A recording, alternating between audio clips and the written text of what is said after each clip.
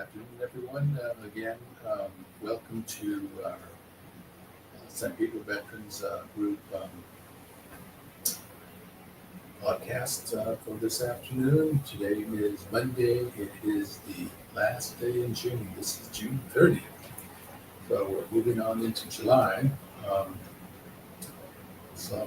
we're this is the weekend before, excuse me, the week of the 4th of July. So there's a lot happening throughout the community and the area. I'd like to welcome all the viewers and some of our members, Nelson and Richard, and the BF, BFW in Wilmington, the American Legion 361 on Battleship Iowa, and all the members. So hi to everyone. Be on helping dependents access death benefits. And the reason we're talking about this today is several weeks ago, a neighbor of mine, former Marine, passed away of cancer. And I went to speak to his wife as well. And we're just reminding her that he was a veteran and he had VA benefits. And she didn't know anything about it.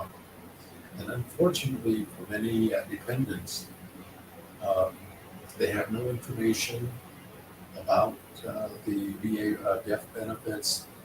Um, she had no idea where his paperwork was, his military records, his sea bag, which she recalls seeing, but not remembering where he had put it. So it became very difficult to find that information for her. She didn't even know what a DD-214 was, and that would have been with his military records as well. So the first thing I did was had a session that week with my BSO, being a veteran, and he was very helpful. He downloaded for me forms and other information she needed to have to start the process.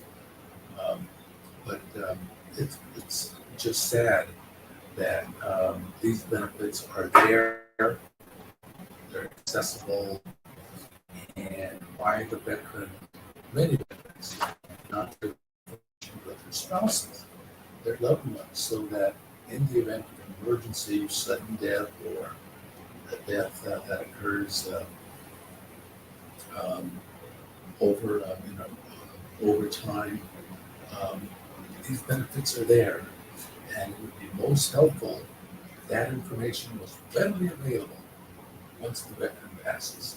For whatever reason, that information would be accessible.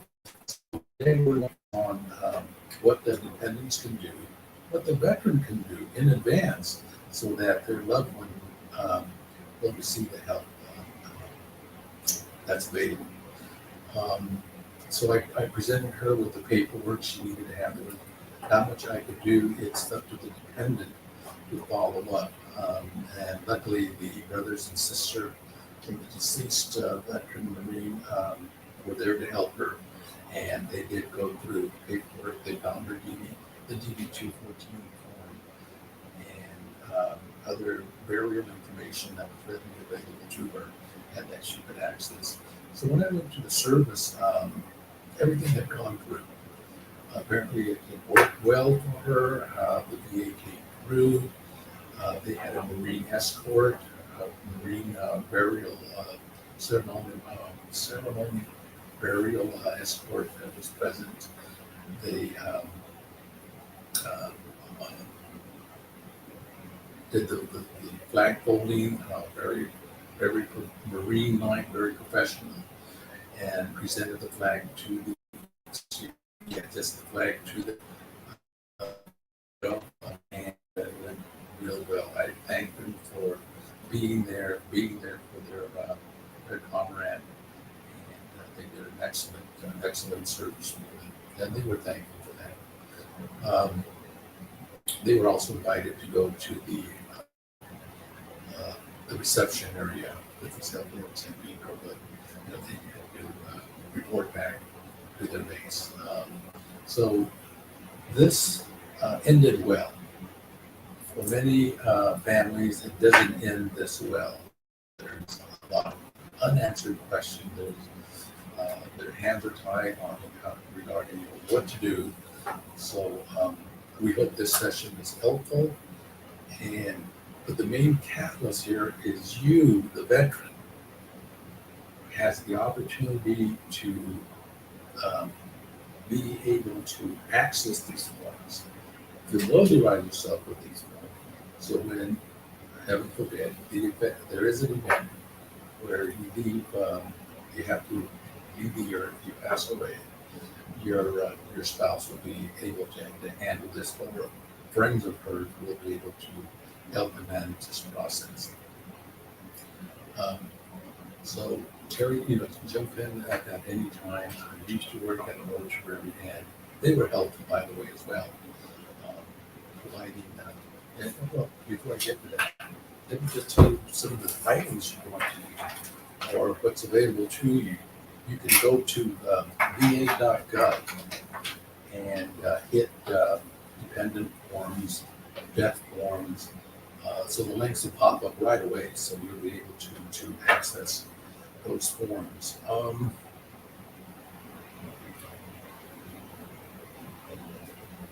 And also there you can access the application for burial benefits. Now,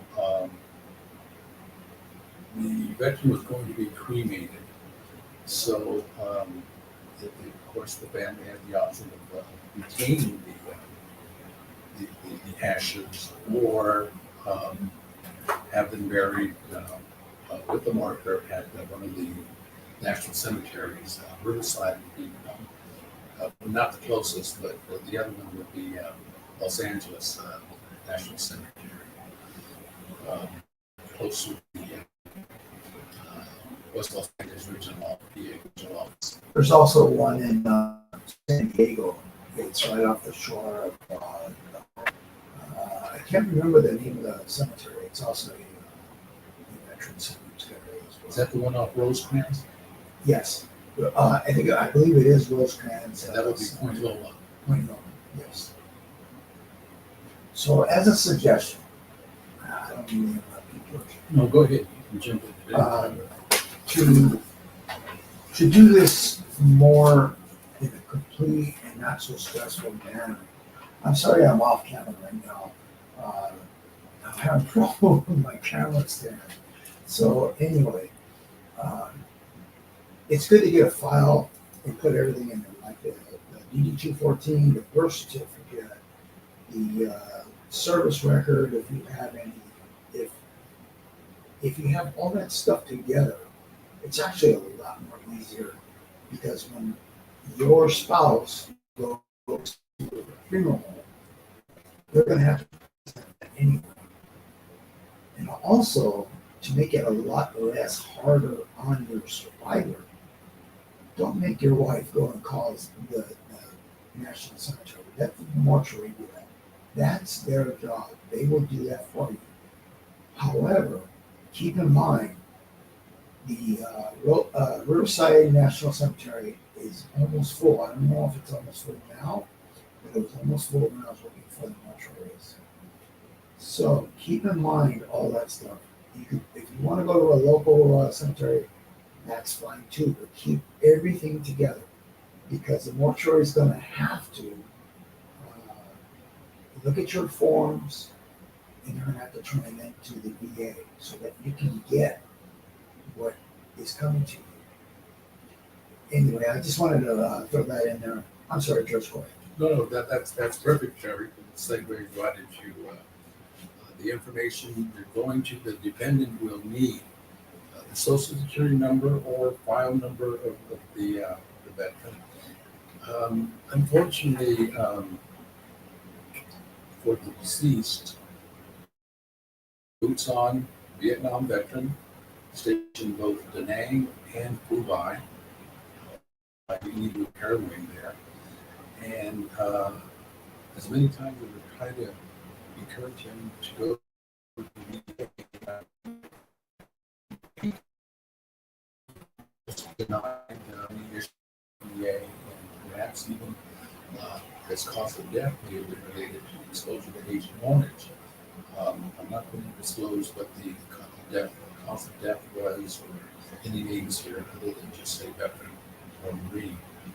But it certainly would have been helpful to be open to, and I encourage them to go to the VA, sign up for VA medical benefits. You don't have to use it. It's there if you need it.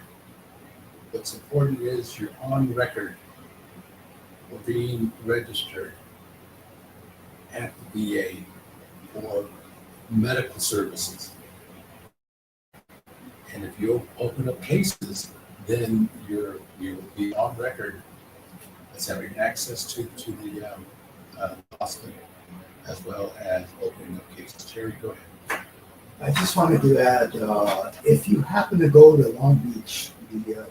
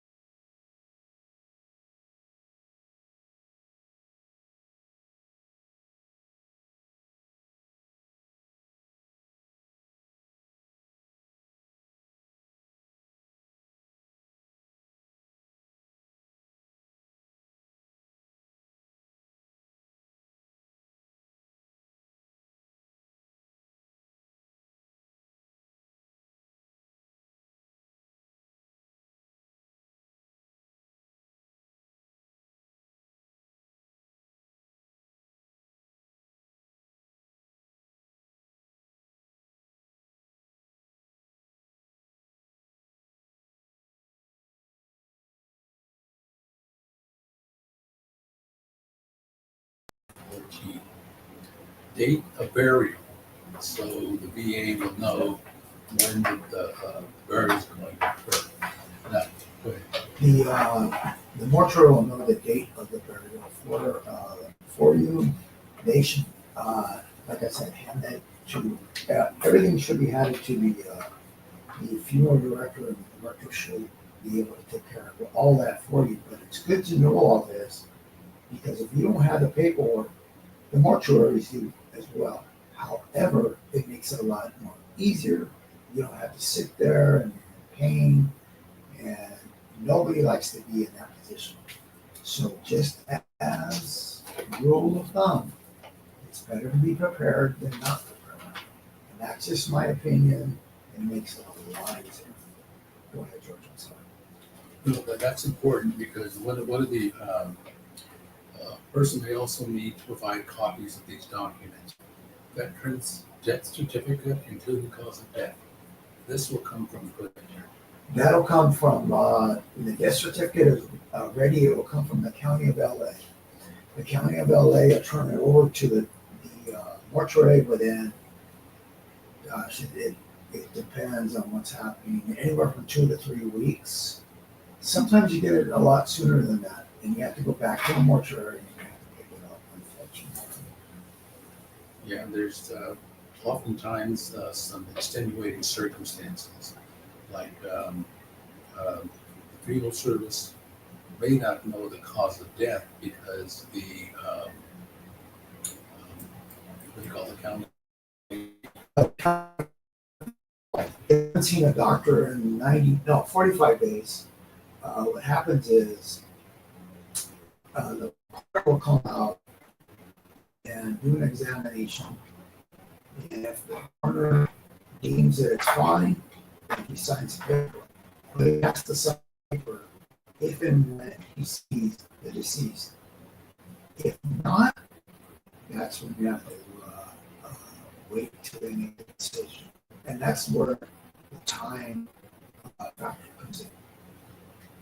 Yes, thanks, Terry. I can share something from the death of my daughter years ago. Was that the cause of death was unknown, and the coroner's office has 60 days, legally 60 days, to determine the cause of death.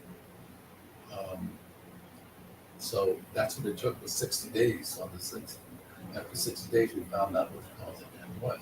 However, that does not delay the funeral service. No, it does not. Go ahead, Terry. It does not. Once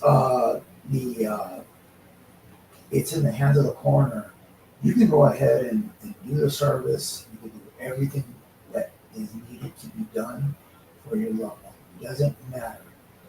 At that time, if you're going to do a cremation or you're going to do a burial, it's up to the family. It's always up to you guys. It's not up to anybody else except you guys and the mortuary you're going to work with. So that's the way that works. And you don't have to wait and all that stuff because a lot of people think that, oh, I have to wait. No, you don't. I'm sorry, go ahead. No, that's fine, Terry. Basically, with the mortuary, is a waiver the cause of death, and the mortuary will accept that and then proceed. Now, oftentimes now, particularly during current times, is funeral services will be delayed. Um, Many will have celebrations of life. So there is no time factor here, folks. When you want to have the service, some want to get it done right away. Others, because of the families being separated, not separated, but distanced from each other nowadays. The folks from California. A lot of mortuaries have a thing that will live stream services. Before they used to do that quite often, but it's also going to be a charge. So Yeah. So it's going to be, once you have all this information, it'll really be up to the family, the relatives, to determine when it's going to be. Again, some get it done right away, others wait several weeks, several months. It's not unusual for life celebrations to be held the following year or something like that. But at least you will know that all the information has been sent. Everything's in place. It's up to you to implement it. Okay? That then is up to you. And there's for many the grieving period. It's more difficult for some people to handle than others, and that's understandable. That's understandable.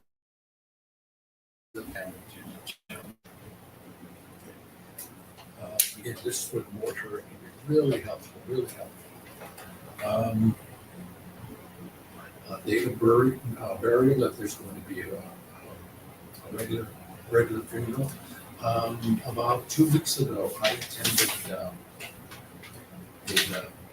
a service for my first cousin down in Imperial Valley, and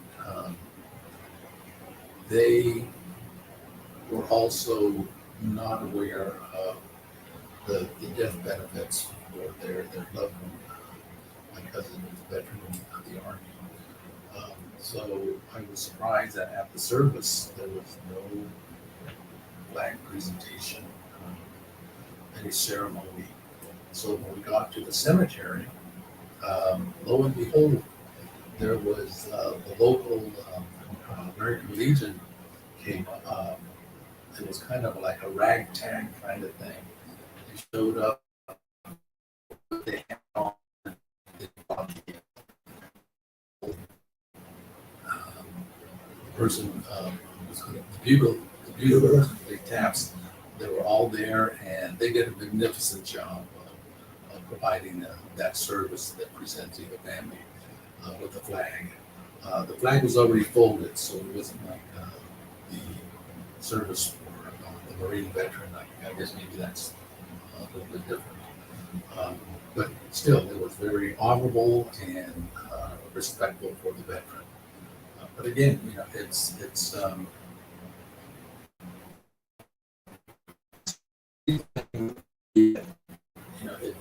would all depend on the dependents and the family. So it's, if everything is in place, ideally, if everything's in place, it can work really smoothly. If it's not, it can be problematic and difficult for people to navigate that process. As a suggestion, now it depends on your mortuary. Like, if the mortuary has contact with, like, let's say a local, for instance, American Legion, VFW, a veterans organization, they can do, if they have an honor guard, they'll come out and they'll do everything. They'll do the 21 gun salute, or they used to. Now, I don't know how they do their thing now, but I remember my dad passed away. That's exactly what they did. He folded the flag, presented it to my oldest brother because he was the last family member who, well, my mom had already passed away, so he was the last oldest member of the family. And what you do with that after that is up to you. That's just a point of view. Also, if you want to do a memorial as far as like doing taps and whatever, because you have to remember a cemetery will like hold you to how long you stay there. And this is something that I noticed when I was in the industry. If you stay longer than what you have to, they will charge you for it. And I'm sorry, I keep telling everybody about charging this and charging that, but I want you to know and forget, back to this video, because they are in the business of making money for themselves. And it's just the truth. I'm not saying anything bad about them. It's just the way they do it. Like some cemeteries will say, okay, you got 30 minutes. And they'll tell you straight up, you got 30 minutes, you got 45 minutes. Okay, that means the honor guard's got to go in, present the flag.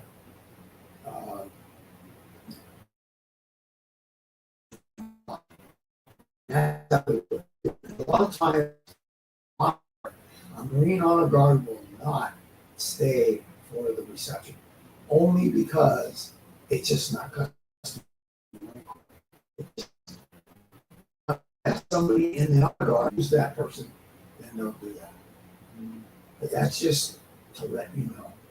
Now, I don't know about the name, I don't know about any of the other services, but please keep it in mind. That's really good to know. Some services can be lengthy.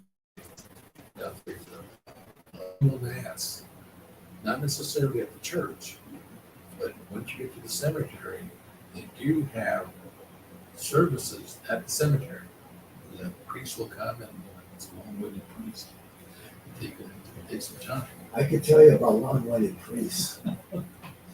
I mean, you think the service is only like an hour and a half or whatever? They go into like 3, 4 hours at a time, 4.5. And you're sweating and it's 100 degrees outside. It's miserable, but you cannot complain. You have to stand your ground and do what you're supposed to do because people will get upset. Now, just remember, we're just trying to put it out there, putting it out to the point where my experience. Now, it's not the same all over. So everybody knows how the Catholic rite for funeral goes. If you're Catholic, a lot of people know how the funeral rite is for a person who happens to be Jewish or another religion or whatever. That's what's important. All you want to do is honor your loved one. That's it. And give them the burial that they actually should get because they are veteran. Yeah, and just remember from the start of the service, they'll let you know when it's going to start. The service will start till the interment. If you're still there doing something or conducting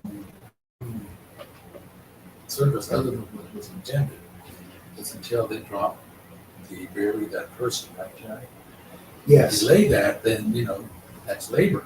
There is a thing that I remember when I was in the services, when I was doing it. If the family witnessed a burial, that's extra cost. How much? I don't know. Because I've been out of the industry for a good 3 years, almost 4 years now. So it depends. And every cemetery is different. So there's not one single fee. And you could sit there and say, wow, man, that's really messed up. But I'm just letting you know, and I'm being honest. And then if you're lucky and you could do that and have a witness, that's great.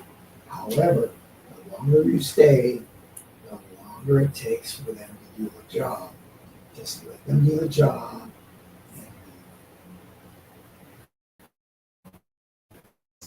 This group where perhaps those out there have any misconception about what the VA covers. It doesn't cover everything.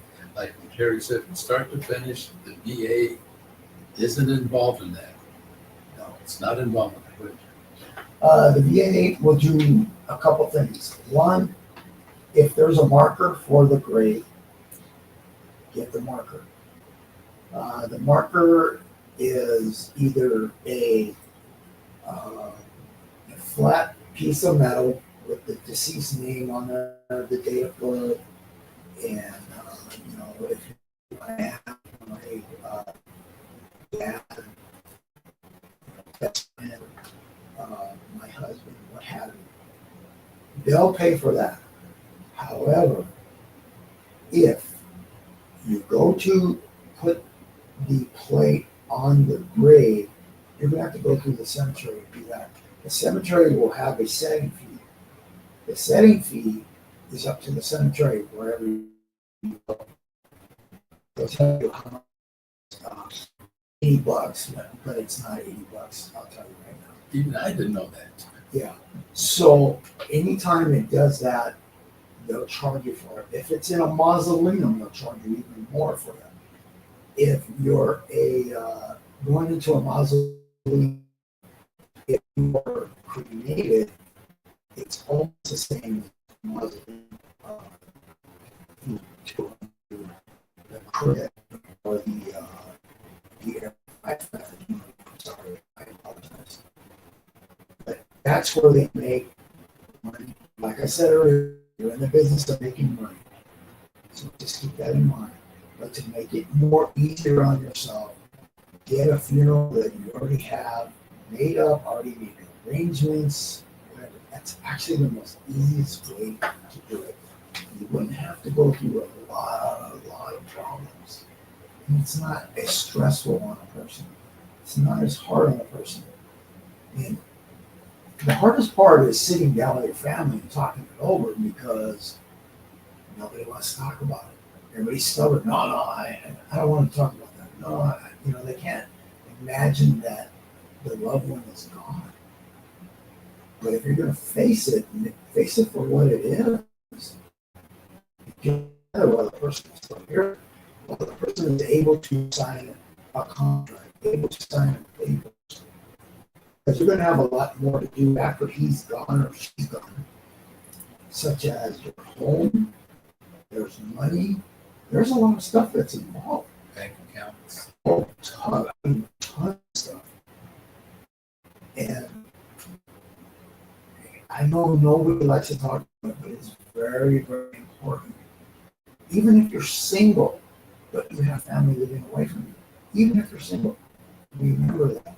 It's better to be prepared than not prepared. Can you, we talked about, burial and at a cemetery. What are, from your experience where you used to work, what are the advantages, disadvantages of cremation? Cremation is pretty simple. You can have custody of the ashes itself, but anywhere you put those ashes, that permit that comes with those ashes have to stay with those ashes. If you lose that permit, you have to file to get another one, which is really a pain in the neck. It's very important. If you have ashes in your home, keep the permit with those ashes. Do not let it separate from that cremation container. Because like I said, it's really hard. So if later on you want to take that cremation and place it like at wherever cemetery you want to go to, you can do it with that permit, because that's a permit stating when the person died. It also states the date that they were cremated, where they were cremated, all the information that you actually need that the cemetery is going to ask you for. So instead of answering all these questions, it's all right there. It makes it a lot easier. But it's not easier on your heart because you're missing somebody and you're hurting. That's another thing. That's why I suggest a pre-planned arrangements, because it's actually easier. So I know it's a tough thing to talk about, but you have to talk about it. You have to talk about it with your family. Because who else are you going to talk to about it? Your family is the people that you love. So it's something to keep in mind. And they're the ones who are going to have to take care of it. Yes. This- You're not gonna be able to do it. I mean, come on. I'm sorry, that's disrespectful. The interesting things about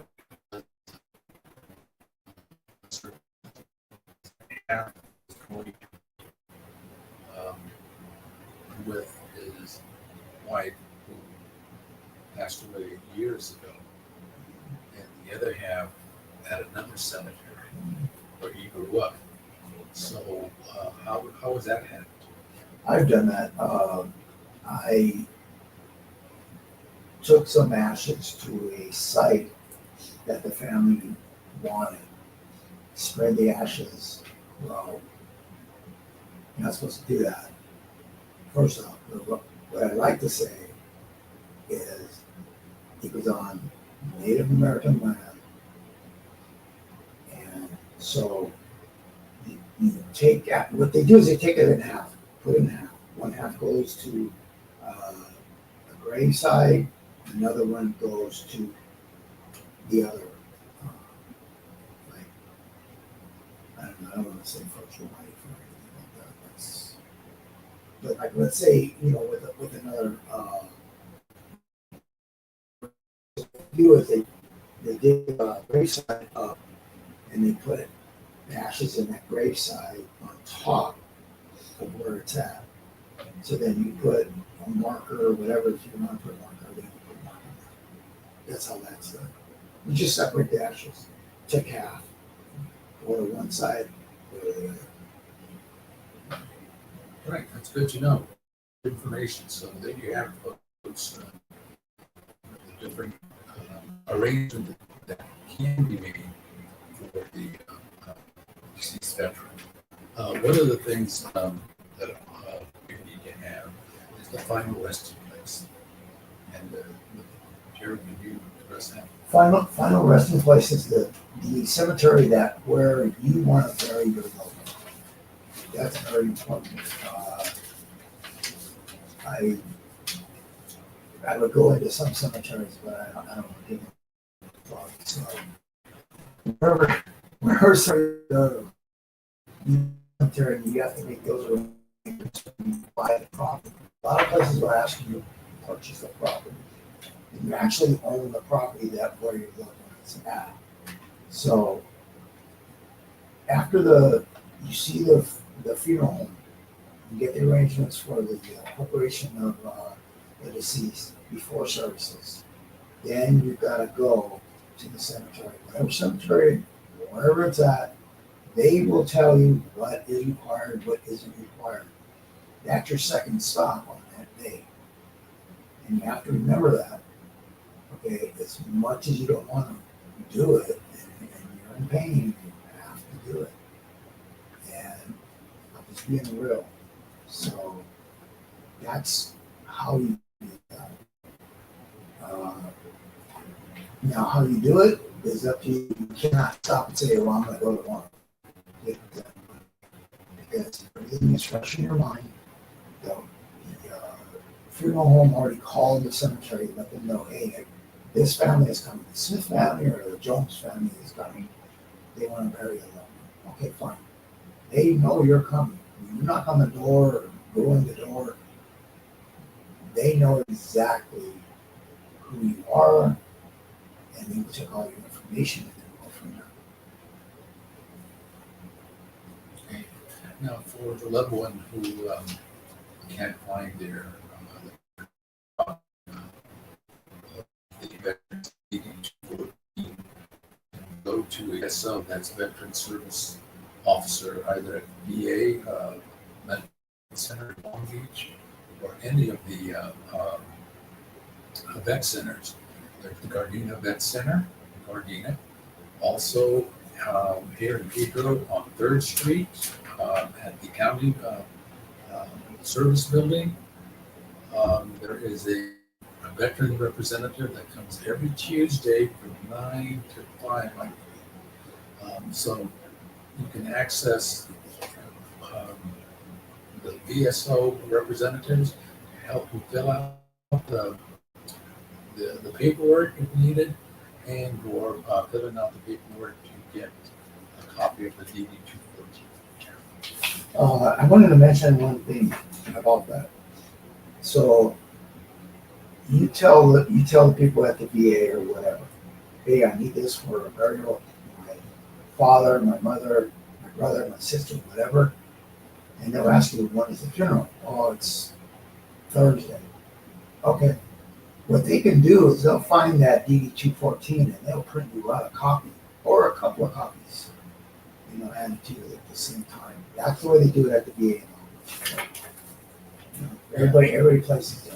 So Yeah, and that's because the death of a veteran for the family is an emergency, and they will expedite getting you that DD 214 at a time together.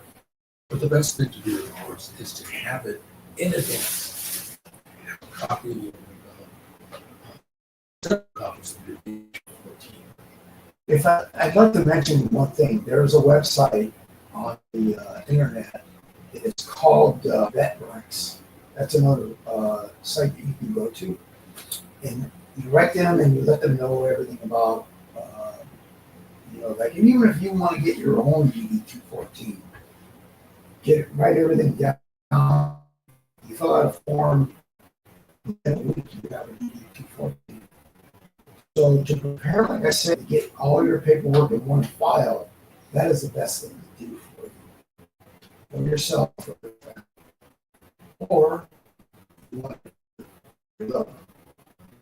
And believe me, it's a lot less heartache and pain. That does the UD 214, then there's no way that they can prove that your loved one is actually a veteran. And that's where it gets kind of sticky, and I've seen that. Yes, and that's why it's so important, folks, for for you out there, listening audience, is to have that DD 214 because the VA will not move in any direction if you don't produce that DD 214. Remember that. That is your ticket. That's your ticket, absolutely, and you get it punched once you show it. Yes, and I cannot stress even more. If you're planning on going to the VA, if you want to go on 7th Street at 5901 7th Street, that's the VA building 120.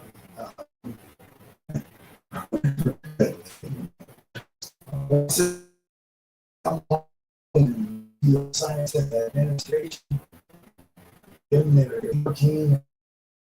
And like I said, you're in the file. I was surprised. I did not think that I was in the file, but when I went, and George here took me there, they said, "Yeah, your name's in there. We're good to go. You get your ID in about 2 weeks." I think I got it like a week and a half or so. You stand with a picture, you take a picture of your ID, and you get your ID, which is very easy. Yes, I've been going to the HBA for now 13, 14 years and get good service. I actually love going there for many reasons. I get treatment there for various conditions. And I get with the vets that I've met over time there. And I also volunteered to take veterans there, just to get this started, open up a case, anything.